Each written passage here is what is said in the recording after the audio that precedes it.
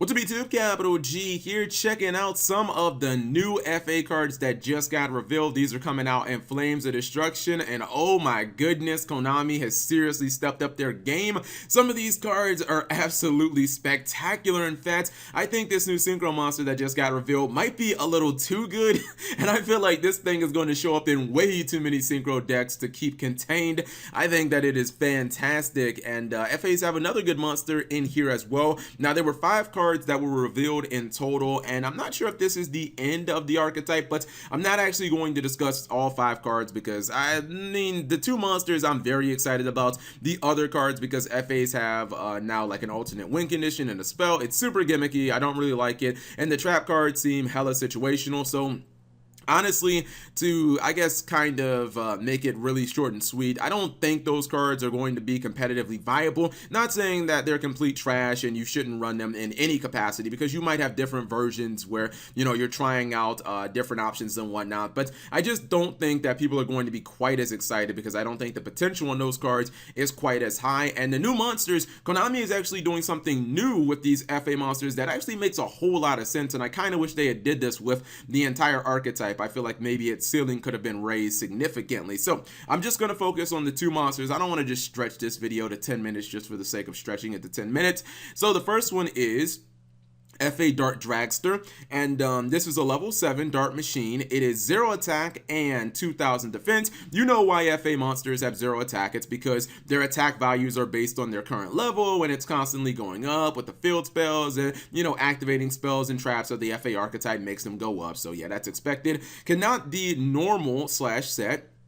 Must first be special summoned from your hand by having a level 7 or higher FA monster on the field, but no FA Dart Dragster in your monster zone. Gains attack equal to its level times 300. That's staple of all FA monsters. Each time an FA spell or trap is activated, you can increase this card's level by 1. Again, that's built into all of them. This is the really nice part of this guy. Once per turn, you can target 1 card on the field, reduce this card's level by 3, and if you do, destroy that target. So this is absolutely amazing.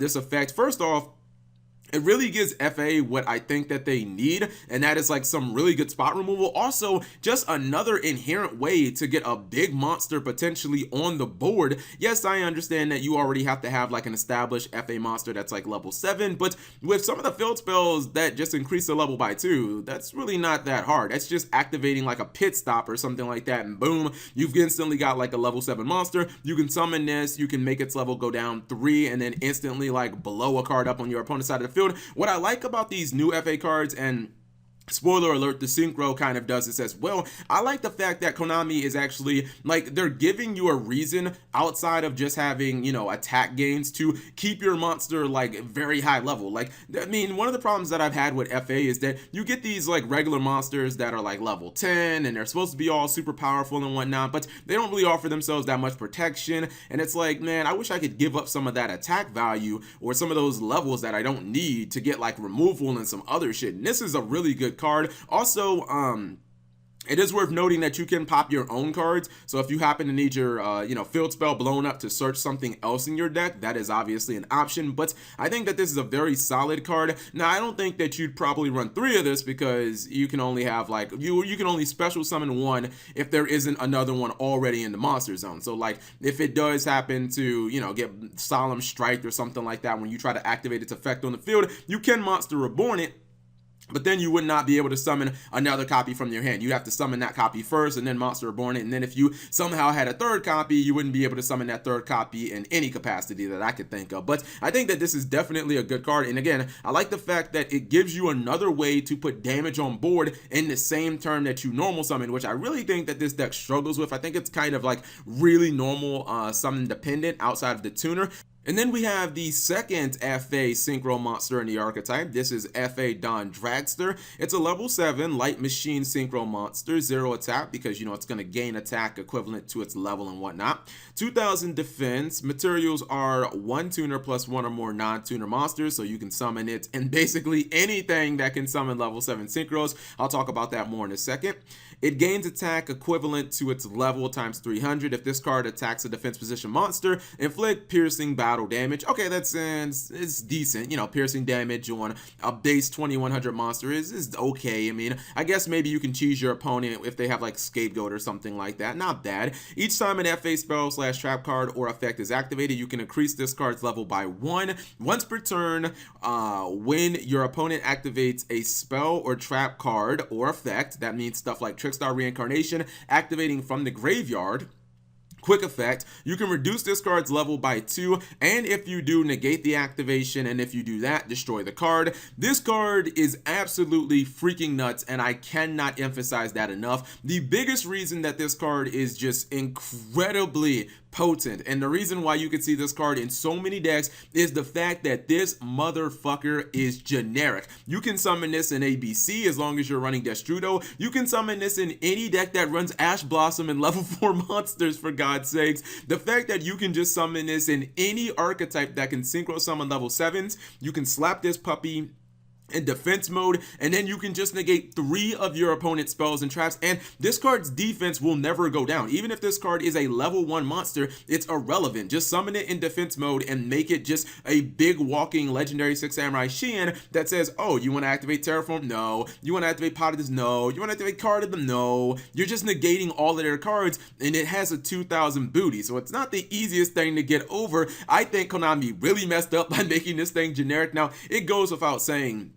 that this card is absolutely fantastic in FA, and honestly, that's one of the biggest problems about FA. They just don't have any ways of like protecting their boards. I mean, don't get me wrong, Motorhome is like an incredibly difficult card to kill, but everything else in the archetype isn't all that difficult to kill. This is a card that protects the rest of your board, all your spells, all your traps from things like Twin Twister, Cosmic Cyclone, Regeki, and everything else that your opponent can throw at you, as well as just, you know, like puts a little pressure on them, makes them potentially have to waste cards to try and out this, or just say, all right, well, I know I'm not going to be able to use this Desire, so I guess I'll just throw it out there so that I can actually, you know, play my Pendulum Scales or something like that. I think this card's fantastic, but again, the scary part to me is potentially like maybe dueling against like ABC, right? And instead of going for Ancient Fairy Dragon, they just decide to go into this and then sit on like 3 back row, or playing against like any deck and they randomly make this off of like a level 4 and they top deck an Ash Blossom and go into this, and now they have a monster that's 2100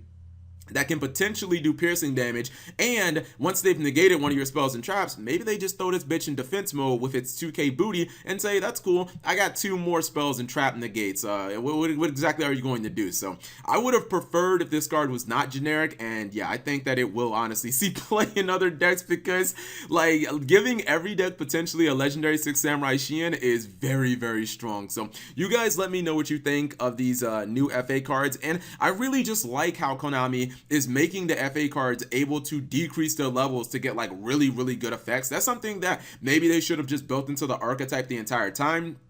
I think they looked at the way that FAs were progressing competitively, and they were saying, well, shit, like giving them certain effects at like level 7 is fine, but it's not really translating into competitive success. Now they're giving them like, you know, like hard removal effects and like negation stun effects. Like those are things that traditionally throughout Yu-Gi-Oh's history has been like have been competitive. You know what I mean? Like removal will always be good in Yu-Gi-Oh. Negation will always be better than removal. You know what I mean? So like those are really good things that can, you know, make the deck reach that next level, go from like tier 2 to maybe tier 1 or something like that. So yeah, whatever you guys think, leave it in the comment section below. Thank you guys for watching. As always, subscribe if you have not already. Turn on that notification bell for daily videos.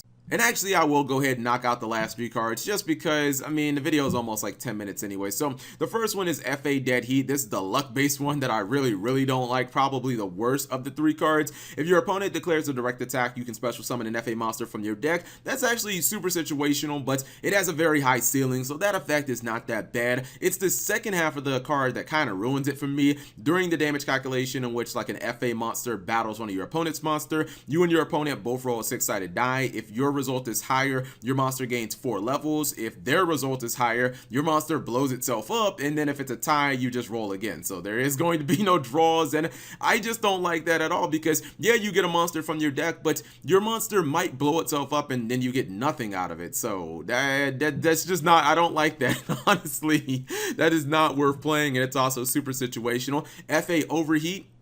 This is the one where if your opponent controls a monster, you can special summon an FA monster from your hand, and then you increase the monster's level by 3 until the end of the turn. If this card is in your graveyard while you don't have any field spells on the field or in the field spell zone, you can banish this card and activate a field spell from your deck or your hand. That's actually not that bad. Like, the second effect is pretty good. It's just too slow of a package. I mean, like, I don't want to activate one from my hand, and getting one from my deck is nice, but like getting a monster out of my hand and having its level increased by 3 just until the end phase, like, why isn't it permanent? I just don't like that much, especially now that FA have ways of special summoning monsters out of their hand. And then you have the last card, which probably, it's not the worst of the 3, but it's damn sure, no, it's probably the worst of the 3. It's by far the gimmicky of the 3, the most gimmicky anyways. FA winners.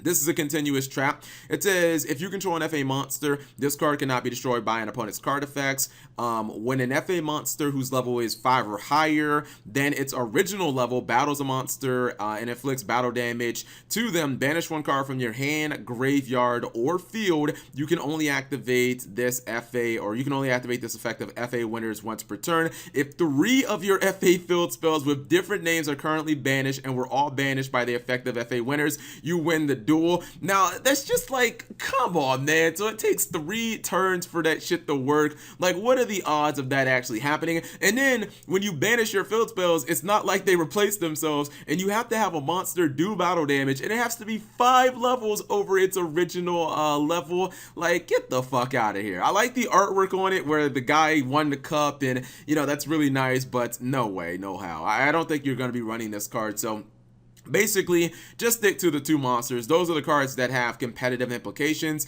The other cards, not so much.